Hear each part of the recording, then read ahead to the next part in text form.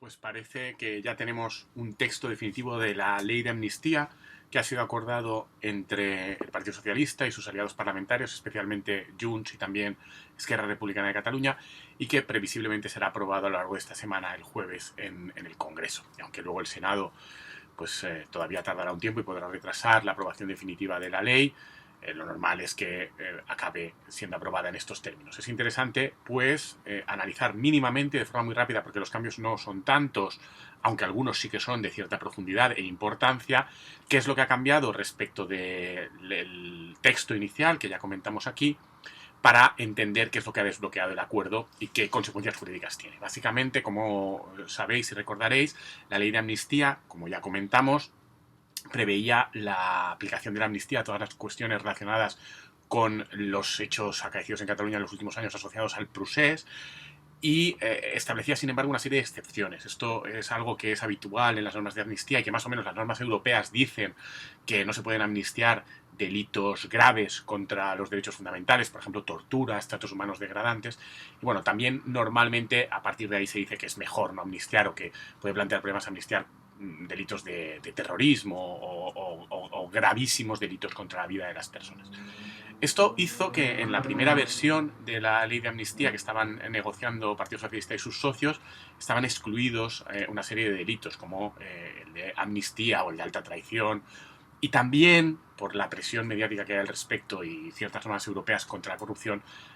algunos delitos de malversación. Aunque la ley de amnistía cubría así bien y lo que pretendía hacer, que era amnistiar todas las manifestaciones de tipo más político respecto a los hechos acaecidos en el proceso, pero la interpretación extensiva de algunos jueces de algunos de estos tipos de terrorismo, traición y malversación, en algunos casos como el de la malversación, avalada además por reformas legislativas en España y con mucho éxito de crítico y pública, podían dificultar el que la ley de amnistía cumpliera su objetivo, tal y como lo pretenden sus proponentes, y esto ha llevado a estas modificaciones, que básicamente van siempre en la misma línea. Es decir, la amnistía se aplicará a todos los casos relacionados con el proceso, menos traición, terrorismo, malversación, pero definiendo traición, terrorismo y malversación no a partir de lo que dice el Código Penal vigente español, o mejor, no a partir de lo que dice el Código Penal español vigente en la interpretación consolidada por la Audiencia Nacional y el Tribunal Supremo. Esto es lo que ocurre respecto del delito de terrorismo, que la propuesta que se va a debatir en el Congreso expresamente ya no se refiere a que la excepción serán los delitos tipificados como terrorismo en el Código Penal español, sino los delitos que por su finalidad puedan ser calificados como terrorismo según la Directiva 2017-541 del Parlamento Europeo. Se trata de decir, bueno, si aquí hay algún problema con cuestiones de terrorismo y el derecho europeo tendencialmente ve mal que se amnistíen este tipo de actos, vamos a irnos a la definición europea. Una definición que es bastante más estricta que la española, porque como sabéis en España, además paradójicamente con la excusa de la directiva que pretendía poder castigar a los llamados lobos solitarios, y ya para atender a que algo fuera terrorismo se tendía a que se tratara de un determinado tipo de actuación que pretendiera crear el terror en la población usando determinados medios y no tanto a la pertenencia a una organización. Esto el Tribunal Supremo y la Audiencia Nacional lo han acabado usando para encausar por terrorismo a las famosas personas del caso Judas, a algunos chicos que tienen una pelea en un bar en Alsasua, o recientemente, como sabemos, en el sumario de Tsunami Democratic a Puigdemont y a Marta Rovira. Es absolutamente anómalo dentro del derecho europeo porque es una interpretación totalmente extensiva y que no va en la línea de lo que quiere la directiva, y por eso, para intentar ceñirlo y evitar estos problemas, lo que hace la enmienda es decir, pues que se haga de acuerdo a lo que dice la directiva. Más o menos lo mismo es lo que ocurre con la traición. Ya sabéis que hay un sumario bastante extravagante en un juzgado de Barcelona que pretende acusar a Puigdemont de alta traición. Ese sumario en realidad está siendo utilizado para aprobar escuchas y determinadas actuaciones de investigación muy prospectiva, lo que se suele llamar phishing. Esto es bastante lamentable por otra serie de razones, pero además puede plantear la hipótesis bastante friki de que se acusa a Puigdemont de alta traición. Bueno, pues para evitar esto se dice, no vamos a ir a exceptuar la aplicación de la amnistía por un delito de alta traición según lo define el Código Penal español, sino según se definen en los instrumentos internacionales. Se hace referencia a la Carta de Naciones Unidas y a una resolución, la 2625 de la Asamblea General de Naciones Unidas, Pero además se dice, y esta exclusión de la aplicación de la amnistía para la traición será, además, siempre que haya una alta traición, que haya producido tanto una amenaza efectiva y real como un uso efectivo de la fuerza, lo cual deja claro que en ningún caso podríamos estar en una alta traición en el supuesto. Más interesante jurídicamente aún quizás es la redefinición que se hace de la malversación, porque la malversación que se ha ido extendiendo en España, en parte porque ha habido situaciones de corrupción que han azuzado a reformas legislativas al calor de la preocupación ciudadana, en parte porque hay ciertas normas europeas muy exigentes contra la corrupción que aquí se han utilizado en ocasiones para perseguir a rivales políticos y en concreto a los independentistas con la excusa de que había una previsión del derecho europeo en la que se ha ido ampliando el tipo y ampliando las penas agravadas de malversación cuando había un enriquecimiento por esa malversación, por la vía de entender que el enriquecimiento personal, el provecho personal, era prácticamente cualquier cosa. En concreto, y respecto de los casos acaecidos en Cataluña, que utilizar los ordenadores o comprar ordenadores para un instituto, si se habían utilizado luego para el referéndum independentista, aunque esos ordenadores se quedaran en ese instituto y fueran material de ese instituto, que esos ordenadores eran un mecanismo para enriquecer a los que habían instigado el referéndum o la actuación. Esta interpretación, que es una interpretación extensísima y que plantea muchos problemas en derecho interno, plantea el problema de que desdibuja lo que es en realidad una malversación y el tipo penal y el castigo penal totalmente lógico, bastante grave para quien usa dinero público para quedárselo él, para beneficiar a intereses propios, acaba confundiéndose con la utilización de este dinero para la consecución de intereses que habían sido definidos como públicos, incluso por una ley del Parlamento de Cataluña, que en ese momento en el que se hacen esas compras y se usan esos dineros estaba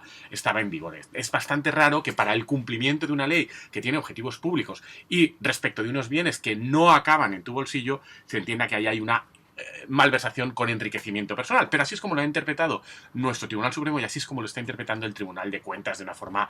sistemática. Y ya digo, bastante anómala. Esto plantea un problema y es que si tú exceptúas de la ley de amnistía los casos de malversación de esta índole y la interpretación dominante es esta, en muchos casos podríamos tener a los jueces diciendo que no hay que aplicar la ley de amnistía a prácticamente la totalidad de los cargos políticos catalanes implicados. Por esta razón, lo que se dice y se añade en varios casos de la ley de amnistía es que se exceptuará la aplicación de la amnistía a los delitos de malversación, pero dice siempre que no haya existido propósito de enriquecimiento, así como cualquier otro acto tipificado como delito que tuviera idéntica finalidad. Es decir, se vincula necesariamente el que no puede haber exclusión cuando haya enriquecimiento. Y al final se añade la idea de qué es lo que se considera enriquecimiento. Se dice, no se considerará enriquecimiento la aplicación de fondos públicos a las finalidades previstas en los apartados A y B, es decir, a estos actos relativos a la intención de convocar, promover o procurar la celebración de las consultas, o los actos cometidos con la intención de reivindicar o promover o procurar la secesión o independencia de Cataluña, es decir, los actos asociados al procés, cuando se han dedicado fondos para estas finalidades, no se considerará enriquecimiento la aplicación de fondos públicos a estas finalidades, cuando independientemente de su adecuación al ordenamiento jurídico, ya sabemos que el ordenamiento jurídico español entendió que estos actos eran ilegales, pero da igual que sean ilegales o no haya tenido el propósito de obtener un beneficio personal de carácter patrimonial. Es decir, se entiende que el enriquecimiento de alguien, cuando se enriquece con una malversación, es el enriquecimiento que hace que uno incremente su patrimonio personal, no que haya estado cumpliendo los actos con independencia de que estos hayan sido finalmente declarados ilegales, como fue el caso. En realidad, si os fijáis, las tres interpretaciones son bastante razonables.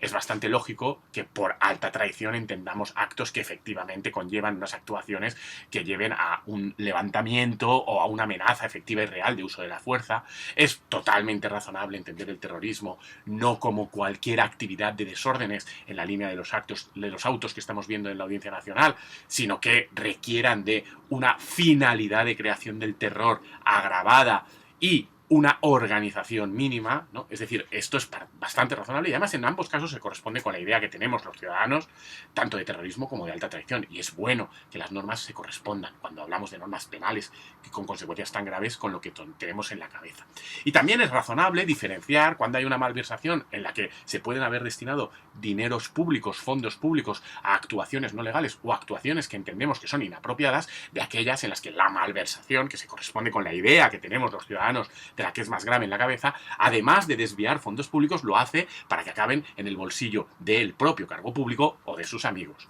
sea por la vía de contrataciones irregulares, sea por cualquier otra. En definitiva, estamos ante una interpretación que hace la propia ley bastante ceñida a lo que es la idea natural de estos delitos, pero que trata de compensar la sobreactuación y la expansiva interpretación que nuestros tribunales, también con base en un código penal que se ha ido crecientemente expandiendo por esas intervenciones legislativas, ya digo, populistas, azuzadas por casos concretos, en un entorno de punitivismo bastante generalizado que hemos tenido en España en los últimos años, y además con un órgano que es la Audiencia Nacional que lo ha incrementado, y un órgano que es el Tribunal Supremo, que cuando ha tenido a personas consideradas más o menos enemigos de la sociedad, como puedan ser miembros de organizaciones terroristas o, por ejemplo, miembros de partidos independentistas, ha extremado esta interpretación, pues lo que se intenta es ceñir esta interpretación para que las exclusiones a la aplicación de la ley de amnistía sean solo cuando de verdad haya terrorismo o alta traición o malversación. Parece bastante razonable. En este sentido, creo que no es criticable las enmiendas y que técnicamente son defendibles. Eso sí, plantean al menos dos problemas. Simplemente los dejo apuntados. El primero, ¿va a ser esto suficiente para que haya jueces que, sobre todo respecto a la definición de terrorismo y muy especialmente respecto de la de malversación, no acaben haciendo una interpretación, por decirlo así, jurídicamente empecinada en que sí ha habido terrorismo y que sí ha habido malversación, incluso aplicando esta nueva pauta interpretativa que quedará reflejada y fijada en la ley? Sinceramente, creo que lo que vamos a ver es una pelea por parte de algunos tribunales por intentar seguir entendiendo que hay terrorismo y sobre todo malversación, que es algo que tiene mucha mejor prensa y venta pública, para poder justificar no aplicar la ley de amnistía. Esta creo que es una primera reflexión. En cualquier caso, veremos en el futuro lo que ocurre. Y una segunda, sobre la que creo que es importante reflexionar, es que si de verdad, tanto en materia de terrorismo como de alta traición como de malversación, pensamos que esta interpretación que hace la ley de amnistía, mucho más restrictiva de lo que son estos tipos penales, es razonable, cosa que, por ejemplo, es mi caso, pero que parece que además es la situación en la que se encuentra la mayoría parlamentaria que va a aprobar esta ley de amnistía, y la mayoría social y política que hay detrás y que se traduce en unos votos y unas mayorías parlamentarias y en el apoyo de muchos medios de comunicación que estamos viendo y personas que opinan al respecto, me parece que este apoyo es contradictorio con mantener nuestro Código Penal con unos tipos de terrorismo, alta traición y malversación que permitan y sigan alentando estas interpretaciones expansivas. Igual que para la aplicación de la ley de amnistía y en concreto para la restrictiva interpretación de las posibles exclusiones a la misma, hemos hecho esta redefinición, a mi juicio acertada y correcta, de lo que es terrorismo, alta traición y malversación, habría que exigir que el Código Penal español se modificara de forma coherente con esta ley de amnistía, cosa que además creo que también sería buena a efectos de la aprobación de una ley de amnistía, porque la ley sería una ley que no sería tan excepcional, sino que sería una ley que iría en la misma línea en la que pasaría a ir nuestro Código Penal respecto de la consideración de estas conductas y cuándo son suficientemente graves como para integrar estos tipos penales. Espero que os haya resultado de interés este análisis y en cualquier caso seguiremos hablando de esto, porque hay que hablar mucho de esto, cuando volvamos a tener o cuando tengamos ya la ley de amnistía definitivamente aprobada. Hasta luego.